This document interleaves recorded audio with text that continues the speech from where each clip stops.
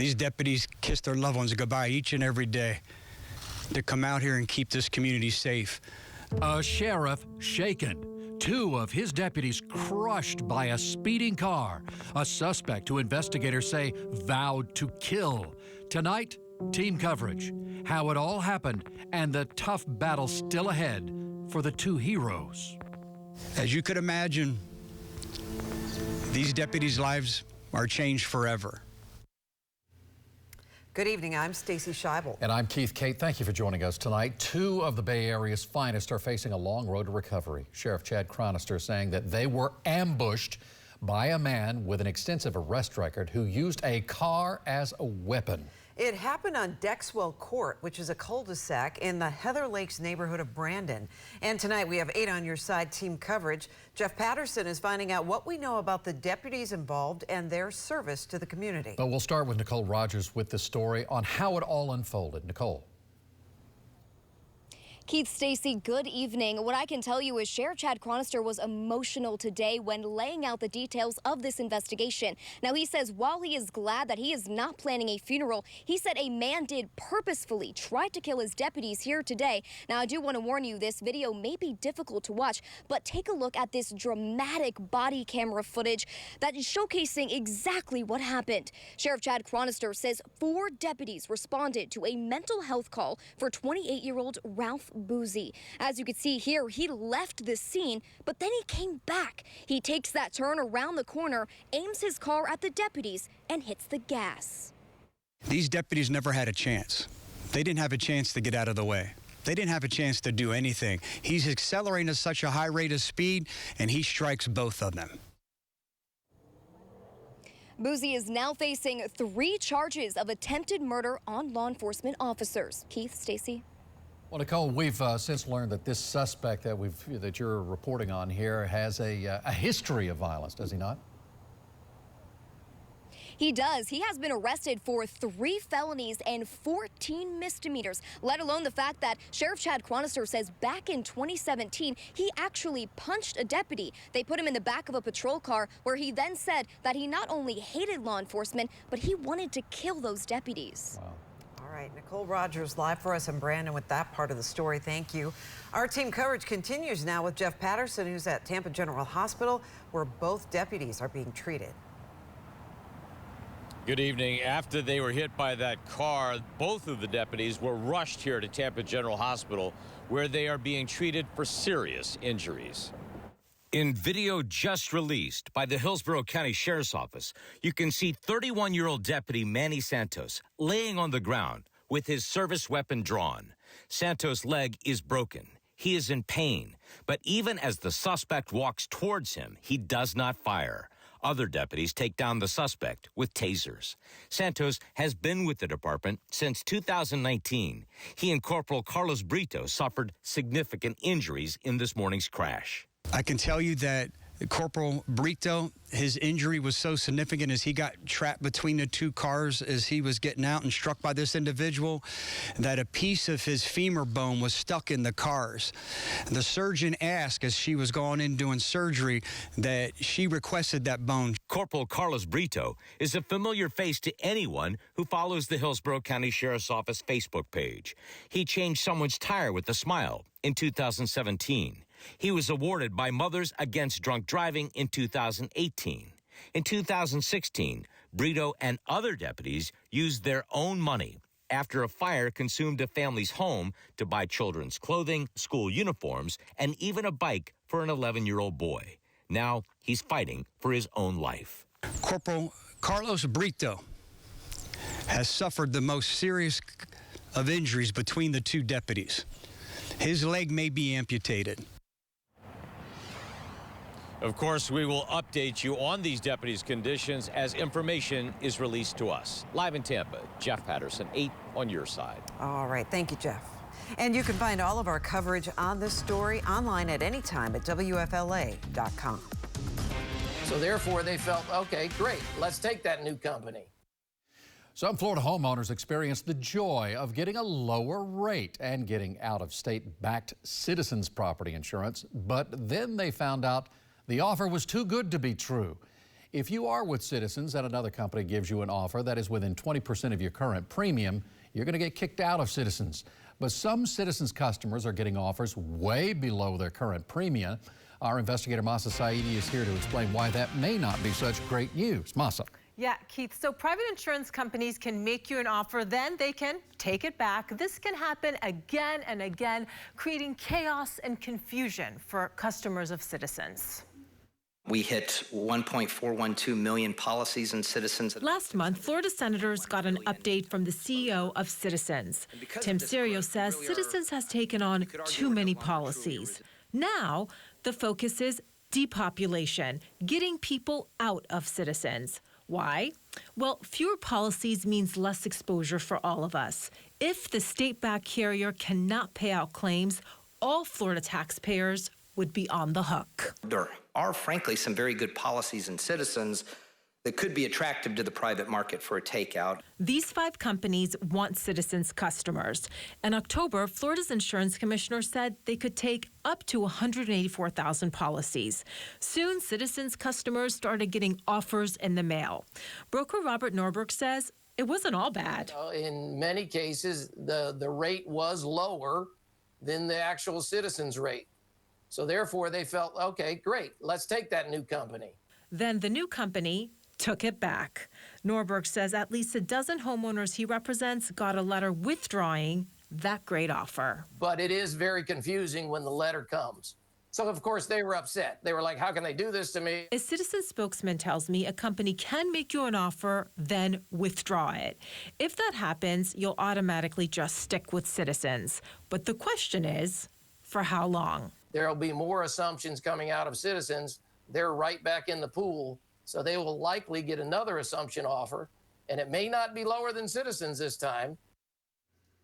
Okay, so heads up to all Citizens customers. The depopulation process, as we just explained, it includes the step that allows private companies to withdraw offers, and they do it for many different reasons. For example, they might have too many policies in a specific location, or they might have too many policies of the same characteristic, the age of the home, the age of the roof, and so on. And Keith, we know that insurance companies, they want to diversify their portfolio. They want to spread out that risk. Well, that makes sense, but at the same time, you were telling me like 26,000 offers have been rescinded after they were made. Just for October. Just for a month. So this is going nuts. But if you are with Citizens right now and you get a private company that contacts you and says, okay, we're going to give you a better offer than Citizens, you can take that. Or you can stay with Citizens if what?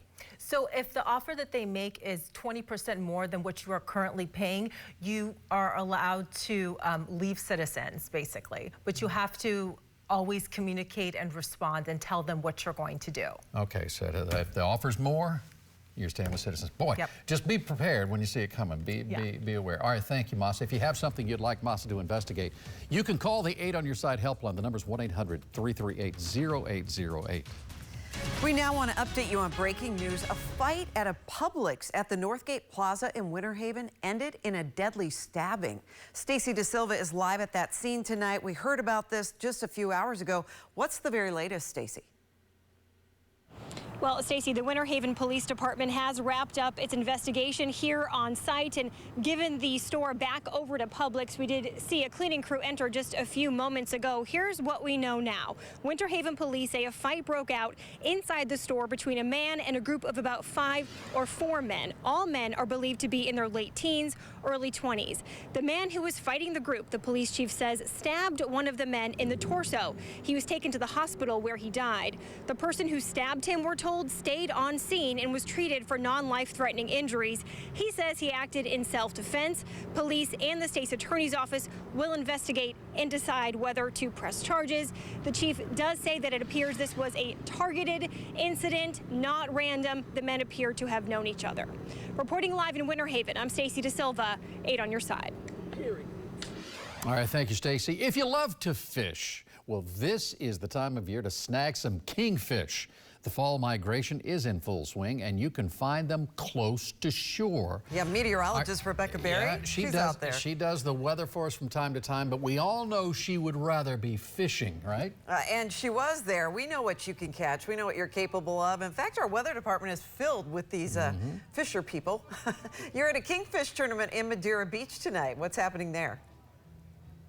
Yeah, so the video you guys were just seeing was of kingfish, where the whole team went kingfishing last year as a team-building fun day. And tonight, I'm out at one of the biggest kingfish tournaments there are, the King of the Beach tournament. It's right here in our backyard. We're in Madeira Beach. This is the captain's meeting. I want to show you guys what's going on. Since about 3 o'clock, people have been showing up and staking their place in line. This is the line to register. It has not opened yet. And you can see how long it is and how happy people are to be here. And we're told that the top prize will be close to $100,000 for whoever catches the biggest kingfish on Saturday. And we've been talking to anglers out here. They're excited. They love this tournament. This is the 30th year of it.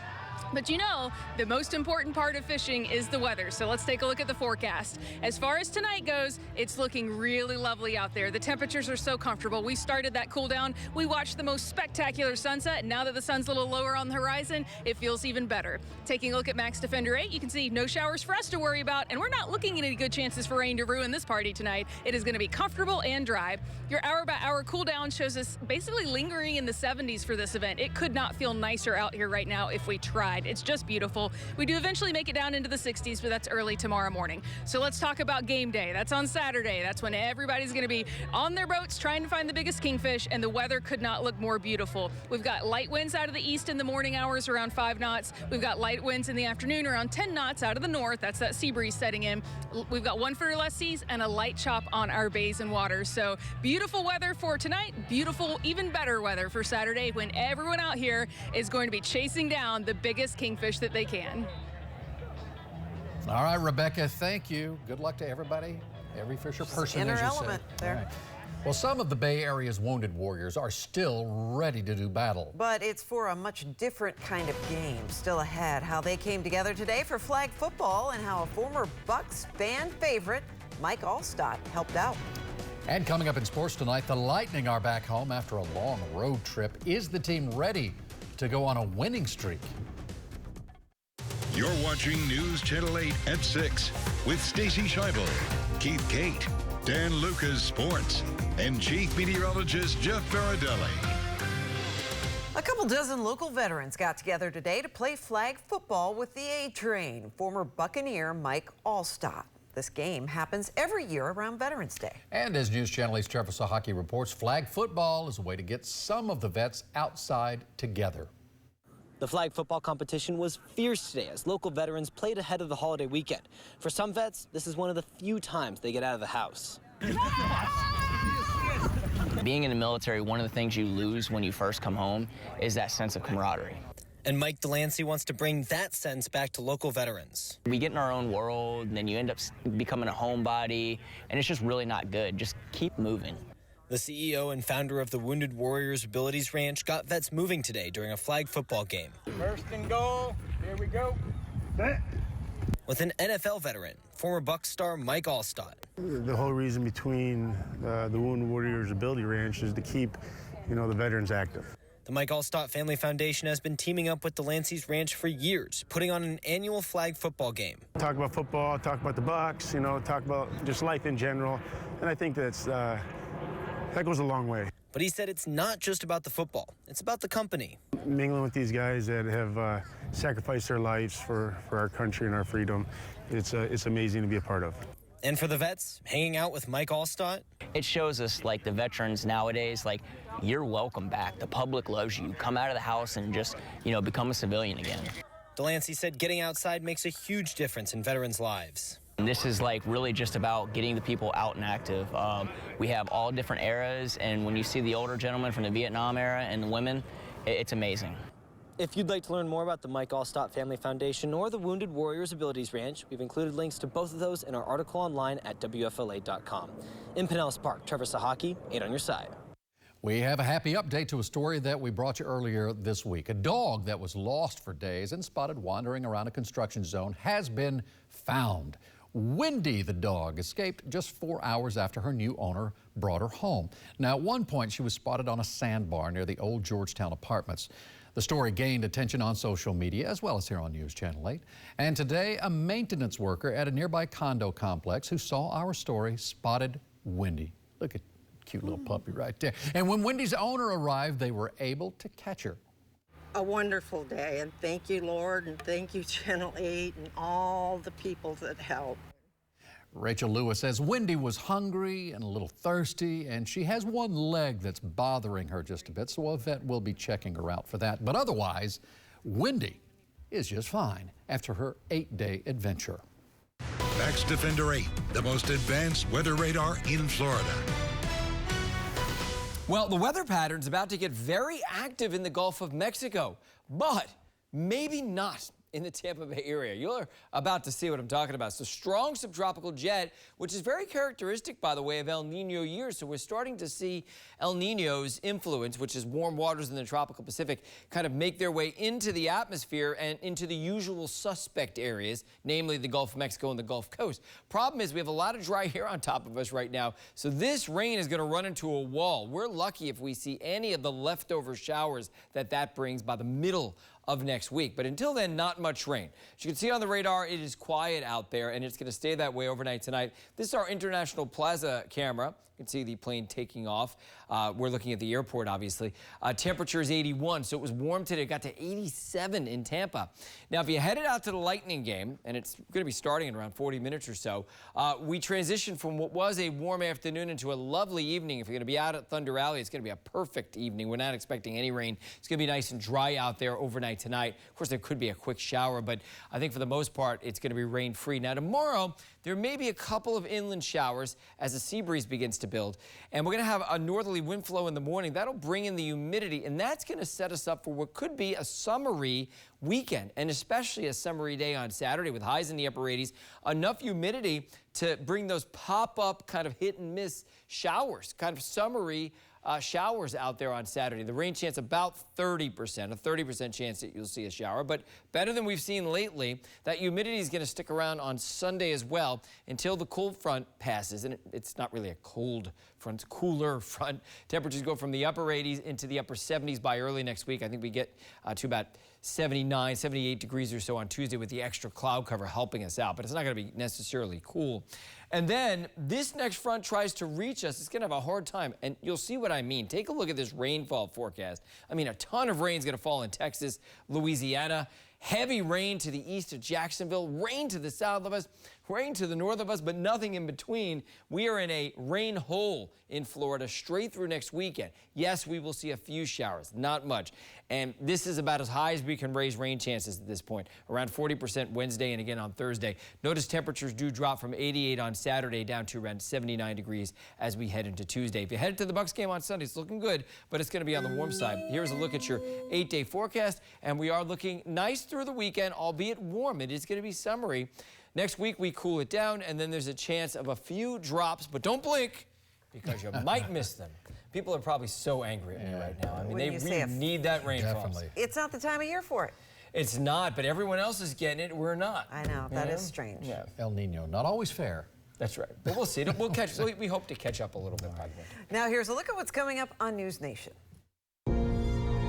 What you see online can't accurately tell the story of the war that is currently taking place. We're trying to get past the noise and the punditry. This is part of everyday Israel. We want to bring you the raw story as it happens. We were the first journalists inside of this hospital. You need to hear their voices. We want you to see this crisis and this war through their eyes. That's coming up tonight on News Nation. You can find News Nation by checking out what are the channels you see there on your screen. We'll be right back with sports.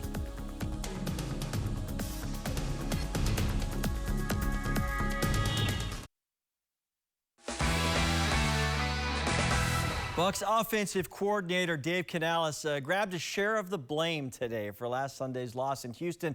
Canales said he needed to put the offense in a better position to keep the ball longer to help the defense. I think you did all right. The offense produced 37 points. It's going in the right direction. All right, the Lightning are back home tonight to begin a quick homestand, just 2 games. Bolts fans will get their one chance to see the popular #1 draft pick Connor Bedard and the Chicago Blackhawks. On Tuesday, the Lightning closed out their road trip with a win in Montreal. Now they want to keep the momentum. Go on the road and you come back with more points than games played, which we did. I think it's a successful trip.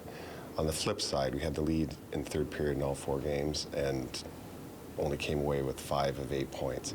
So that we have to be better at. But if you surmise, okay, big picture, we did what we had to do. And the Tampa Bay Rowdies introduced their new head coach today. Robbie Nielsen has an impressive background. You're going to love this, Keith. Managing the Scottish Premiership. He's looking forward to continuing the attacking style that saw Cal Jennings score 19 goals last season. And while it's a big move overseas for Nielsen, he knows what he's getting into with one of the legacies in U.S. soccer. In recent years, the Rowdies have been successful. We won an Eastern Division Championship. We'd like to try and do that again several times and then try and win the full thing. So, yeah, that was a huge part of it. And I think also having the Rays and Mr. Sternberg involved in it as well, it gives you, you're part of a big organisation with fantastic support, and they've got that winning mentality, and we want to continue that and develop it. We are back, Keith. I love it. I love it. The Scottish sound bites. I need you to interview him every single day. Yes. Right. I want him Isn't on he the great to newscast listen every to? night. Absolutely. No subtitles needed, right? Okay. Well, that does it for us. Thanks for joining us. Nightly News is coming up next, followed by News Channel 8 at 7. And we're going to see you back here tonight for News Channel 8 at 11. Good night.